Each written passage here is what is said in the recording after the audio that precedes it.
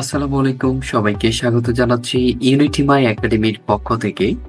আজকে আমরা দেখব কিভাবে আমরা ইউনিটি মাই একাডেমিতে যে কোনো কোর্স খুব সহজে এনরোল করব। তো আপনারা চলে আসবেন unitimai.com এ। unitimai.com আসার পর যেই কোর্সটি আপনারা এনরোল করতে চান সেই কোর্সটিকে প্রথমে অ্যাড টু কার্ডের উপর ক্লিক করবেন। অ্যাড টু কার্ডের উপর ক্লিক করার পর আপনি যদি ইতিমধ্যে ইউনিটি একাডেমিতে একটি অ্যাকাউন্ট রেজিস্টার না করে থাকেন, অবশ্যই আগে আপনাকে একটি অ্যাকাউন্ট রেজিস্টার করতে হবে।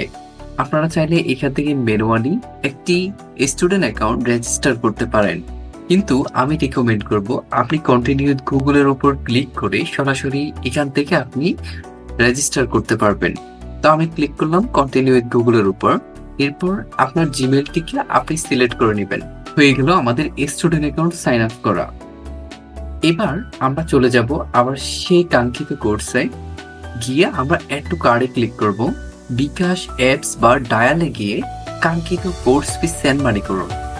এই নাম্বারে, এখানে যে নাম্বার দেওয়া আছে এই নাম্বারে সেন্ড মানি করতে হবে। প্রথমে আপনার যে বিকাশ অ্যাপ আছে অ্যাপে গিয়ে আপনার যে বিকাশ অ্যাপ আছে অথবা *247# থেকে ডায়াল করে ওখান থেকে সেন্ড মানিতে গিয়ে এই কাঙ্ক্ষিত কোর্স ফিটি প্রদান করতে হবে। পেমেন্ট সম্পূর্ণ হলে পেমেন্ট নাম্বার এবং ট্রানজাকশন আইডিটি নিচের দুইটি ফাঁকা বক্সে বসিয়ে কমপ্লিটের ক্লিক করুন। তো এখানে দেখুন, এখানে নাম্বার দেওয়া আছে। আপনি আপনার বিকাশ নাম্বার এবং আপনার যে ট্রানজাকশন করার পর যে ট্রানজাকশন আইডি হবে ওই আইডিটি বসিয়ে এখান থেকে কমপ্লিট পেমেন্টের উপর ক্লিক করলে কিন্তু পেমেন্টটি কমপ্লিট হয়ে যাবে। আমি গিয়ে প্রথমে পেমেন্টটা কমপ্লিট করে আসছি। তো আমি পেমেন্ট কমপ্লিট করার পর এখান থেকে আমি এবার এটাকে কমপ্লিট পেমেন্টের উপর ক্লিক করব।